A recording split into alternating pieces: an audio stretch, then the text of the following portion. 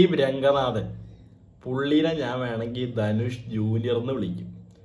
Dragon എന്ന് പറഞ്ഞൊരു cinema ഉണ്ടടേ, കിടിലം പടം, എ ക്ലാസ് പോളി പടം. പ്രദീപ് രംഗനാഥൻ മച്ചാനെ, നിങ്ങൾ നിങ്ങളുടെ ഫ്യൂച്ചറായിട്ട് ധൈര്യമായിട്ട് മുന്നോട്ട് പോക്കോ. നിങ്ങൾ ഒരു ഗ്യാരണ്ടീഡ് ആക്ടർ ആണെന്നും ഡയറക്ടർ ആണെന്നും തെളിയിച്ചുകൊണ്ടിരിക്കുകയാണ്.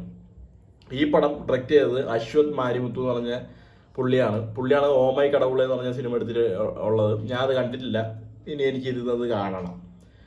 മറ്റേ പ്രദീപ് രംഗനാഥൻ്റെ 2 പടങ്ങളുണ്ട്. ഒന്ന് കോമാളി എന്ന് പറഞ്ഞ് ജയരവിൻ്റെ പടം, സെറ്റ് പടമായിരുന്നു. രണ്ടാമത്തെ പടം, ഇത് നിങ്ങൾക്ക് പലവർക്കും പേര് കേട്ടാൽ മനസ്സിലാവും, ലവ് ടുഡേ. ഇനി പേര് കേട്ടിട്ട് മനസ്സിലായില്ലെങ്കിൽ നിങ്ങൾ റീൽസൊക്കെ എങ്ങനെ പോയാലും കണ്ടിട്ടുണ്ടാവും. സൊല്ലുങ്ക മാമ്മക്കുട്ടി ആ സിനിമ. ലവേഴ്സ് എത്രത്തോളം ലോയലാണ്, എത്രത്തോളം അവർ ഹോണസ്റ്റ് ആണ് എന്നൊക്കെ എടുത്ത് കാണിച്ച സിനിമയായിരുന്നു ലവ് ടുഡേ. അത് കഴിഞ്ഞ് മച്ചാൻ്റെ ഇപ്പോഴൊരു പടം വന്നിരിക്കുക, ഡ്രാഗൺ എന്ന് പറഞ്ഞാൽ ഡി രാഘവൻ എന്നാണ് പുള്ളീൻ്റെ പേര്. അതിൽ നിന്നാണ് കോളേജിൽ പോകുമ്പോൾ ഡ്രാഗൺ എന്നൊരു പേര് ഫോം ആവുന്നത്. ഒരു സെറ്റ് ഓഫ് ഉഴപ്പന്മാരെന്ന് പറഞ്ഞാൽ പോരാ, അവന്മാരൊക്കെ വായി പറഞ്ഞ പുളിച്ച തെറിയാണ് വിളിക്കേണ്ടത്.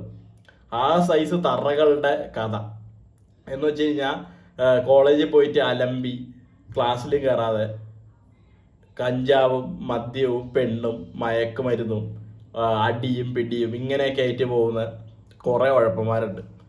അങ്ങനെ പലവന്മാരുണ്ട് കേട്ടോ. വീട്ടിൽ മറ്റേ ഭയങ്കര പൊളിറ്റിക്കൽ ഇൻഫ്ലുവൻസും, അല്ലാത്ത കേസിൽ നോക്കുകയാണെങ്കിൽ പൂത്ത കാശും ബിസിനസ്സും, ജോലിയും കൂലിയൊന്നും വേണ്ടടേ, എനിക്ക് ബിസിനസ് ഉണ്ടടേ എന്നൊക്കെ പറഞ്ഞ് നടക്കുന്ന പലവന്മാരുണ്ട്. എൻ്റെ കോളേജിലുണ്ട്. അവന്മാരുടെ കഥയല്ല, പാവപ്പെട്ട അന്നുള്ള അന്നം കഷ്ടപ്പെട്ട് ഉണ്ടാക്കുന്ന പട്ടിണി പരിവട്ടവും പല സമയത്തും അനുഭവിക്കേണ്ടി വരുന്ന വീട്ടുകാരുടെ മകനായിട്ട് വരുന്ന ഒരു ഉഴപ്പൻ്റെ കഥയാണിത്. കിടിലോടെ പുള്ളി അത് ആ ഒരു കഥാപാത്രമായിട്ട് ജീവിക്കായിരുന്നു മച്ചാൻ. ആ ഒരു സംഭവമായിരുന്നു പുള്ളീൻ്റെ യൂത്തിൽ നിന്നാണ് എനിക്ക് തോന്നുന്നത്. പുള്ളി ജീവിക്കുകയായിരുന്നു ആ ഒരു കഥാപാത്രം വെച്ച്. പിന്നെ ഉണ്ട് പറയാൻ അനുപമ പരമേശ്വരൻ, നമ്മുടെ പ്രേമത്തിലെ മേരി, കിടിലൻ അഭിനയം. ഒരു റിലേഷൻഷിപ്പ് ബ്രേക്ക് ആയി കഴിഞ്ഞാൽ കുറേ റീസൺസും സർക്കംസ്റ്റാൻസസും സിറ്റുവേഷൻസും കാരണം അവർ ബ്രേക്കപ്പ് ആയിട്ട് പിന്നീട് അവർ തമ്മിൽ കണ്ടുമുട്ടുമ്പോൾ എങ്ങനെയായിരിക്കും അവരുടെ ഭാഗം, അത് കറക്റ്റായിട്ട് വ്യക്തമായിട്ട് ഈ സിനിമയിൽ കാണിക്കുന്നുണ്ട്. ആ ഒരു പർട്ടിക്കുലർ റീസണിൻ്റെ പേരിൽ കറക്റ്റായിട്ട് ഇതിൽ കാണിക്കുന്നുണ്ട്. പിന്നെയുണ്ട് കയതു ലോഹർ, പറയാതിരിക്കാൻ വയ്യ, ഭയങ്കര ക്യൂട്ടാണ്, ഹോട്ടാണ്, സ്റ്റണ്ണിങ് ആണ്, പറയാതിരിക്കാൻ വയ്യ. To be honest, she was extremely hot പടത്തിൽ. നിങ്ങൾക്കറിയാം 19ാം നൂറ്റാണ്ടെന്ന് പറഞ്ഞ സിനിമയിൽ നങ്ങേലിയായിട്ട് ചെയ്ത പുള്ളിക്കാരി, ഒരു ജാതി ആദത്തിലൊക്കെ പുള്ളിക്കാരിയുണ്ട്. പിന്നെ KS രവികുമാർ, ചെറിയ റോളാണ്, അച്ഛൻ റോളാണ്, നല്ല രീതിയിൽ പോയിട്ടുണ്ട്. ഗൗതം മേനോൻ പടത്തിലുണ്ട്, ഒരു സീനിയർ എംപ്ലോയി പുള്ളീൻ്റെ, അത്രേ ഉള്ളൂ. മച്ചാനും ആ ഒരു സംഭവം പുള്ളിക്ക് വേണ്ട ചെയ്യാൻ പറ്റുന്നത് എന്താണോ അത് കൊടുത്തിട്ടുണ്ട്. പുള്ളിയെ കിട്ടില്ലായിട്ട് ചെയ്തിട്ടുണ്ട്. ജോർജ് മാരിയൻ, നെപ്പോളിയൻ, നമ്മുടെ കൈദി ലിയോ സിനിമകളിലൊക്കെ ഉള്ള നെപ്പോളിയൻ പോലീസുകാരൻ, ആ ചേട്ടൻ ഈ സിനിമയിലുണ്ട്. നമ്മളൊക്കെ ഒരു നിമിഷം ആലോചിച്ചു, ഇങ്ങനത്തെ ഒരു അച്ഛൻ, ആ ഉള്ളവന്മാരുടെയൊക്കെ ഭാഗ്യം.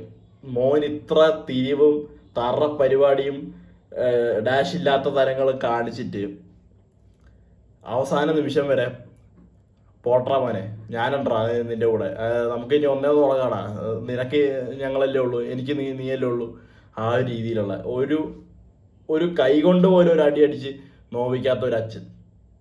കിടില കഥാപാത്രം. എനിക്കറിയാം ഈ ചേട്ടനൊക്കെ എന്ത് പൊളിയായിട്ടാണ് പെർഫോം ചെയ്യുന്നതാണ്. ഇതൊക്കെ പുള്ളിക്ക് കേൾക്കുമൊക്കെ ആയിരിക്കും, പക്ഷെ നമുക്ക് കാണുമ്പോൾ നമ്മളാണെങ്കിൽ ആ കഥാപാത്രത്തിൽ അങ്ങ് ഇരുന്നു ആ രീതിയിൽ. മിസ്കിൻ പ്രിൻസിപ്പളായിട്ട് പുള്ളി, അതും കിടില, അതൊരു കിടിലം പ്രിൻസിപ്പൾ. സാറിന് നമ്മൾ കാണുന്ന പോലത്തെ ഒരു തറ എന്ന് വെച്ച് കഴിഞ്ഞാൽ മറ്റേ ഈ ഉഴപ്പ് കാണിക്കുന്നവനെ കുരുക്കിട്ട് തൊലിക്കണ ആ ഒരു പ്രിൻസിപ്പളല്ല. അലമ്പി നടക്കുന്ന ഒരുത്തനെ പല ചാൻസ് കൊടുത്തിട്ടും ശരിയാവാത്ത ഒരുത്തരെ ഒരു ട്രാപ്പിലാക്കിയിട്ട് പുള്ളി എങ്ങനെയെങ്കിലും പഠിച്ചെടുക്കട്ടെ എന്ന് വിചാരിക്കുന്ന ഒരു പ്രിൻസിപ്പള്. ആ ഒരു കഥാപാത്രം പൊളിയായിരുന്നു. പിന്നെ ഹർഷത് ഖാൻ എന്ന് പറഞ്ഞാൽ എനിക്ക് ആരാന്നറിയില്ല ഈ മച്ചാൻ. ഈ പടത്തില് ഡ്രാഗൺ എന്ന് വെച്ചാൽ കോളേജിൽ പിള്ളേരൊക്കെ കൂട്ടി വിളിക്കുന്ന പേരാണ് ഡ്രാഗൺ. അപ്പൊ അത് കഴിഞ്ഞിട്ട് ഒരു എന്തായിരുന്നു, ജൂനിയർ ഡ്രാഗൺ എന്തായിരുന്നേ, കുട്ടി ഡ്രാഗൺ എന്ന് പറഞ്ഞാണ് ഈ പുള്ളി വരുന്നത്. ആ ഒരു കഥാപാത്രവും ആ പുള്ളിയുടെ കോമഡീസും കാര്യങ്ങളും എല്ലാം വർക്കായി പോയിട്ടുണ്ട്. Simple light hearted movie.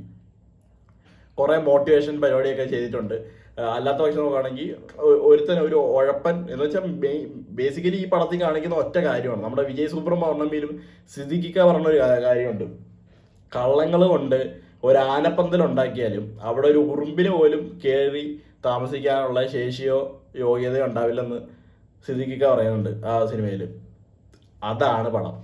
എന്തൊക്കെ തൊട്ടിത്തരം കാണിച്ച് എവിടെയൊക്കെ ഏതൊക്കെ പൊസിഷനിൽ എത്തിയാലും തിരിച്ച് നിന്നടത്ത് തന്നെ തിരിച്ചുകൊണ്ട് എത്തിക്കും എന്നുള്ളതാണ് ഈ സിനിമ കാണിക്കുന്നത്. ഭയങ്കര ചൂടടെ.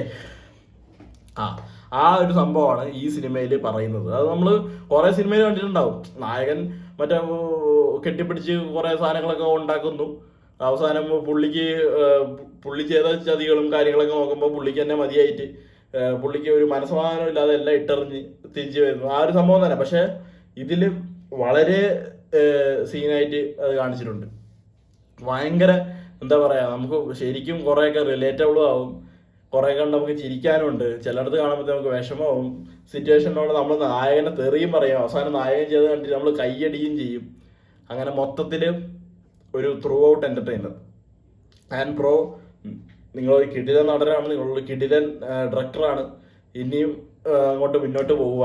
നിങ്ങൾക്ക് നല്ലൊരു ഭാവിയുണ്ട്, നല്ലൊരു ഫ്യൂച്ചർ ഉണ്ട്. നിങ്ങൾ വലിയ വലിയ ഉയരങ്ങളിൽ എന്തായാലും പോയിരിക്കും.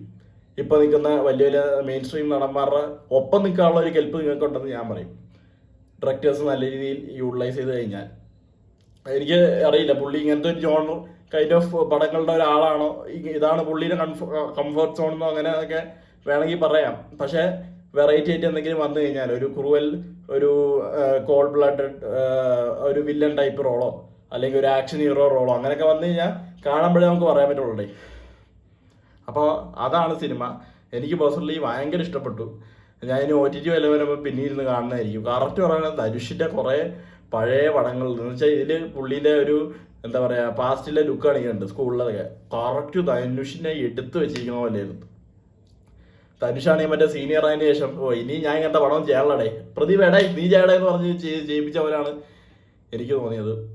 ധനുഷിന് വേണ്ടി എഴുതിയതുപോലെ തന്നെ ഉണ്ടായിരുന്നു. ആ നമ്മൾ VIP കാണുമ്പോഴോ അല്ലെങ്കിൽ വേറെ അങ്ങനത്തെ കുറേ സിനിമയുണ്ട്. ആ ഒരു കൈൻഡ് ഓഫ് പടങ്ങളുടെയൊക്കെ വേണമെങ്കിൽ ഒരു മാഷപ്പ് എന്ന് പറയാം.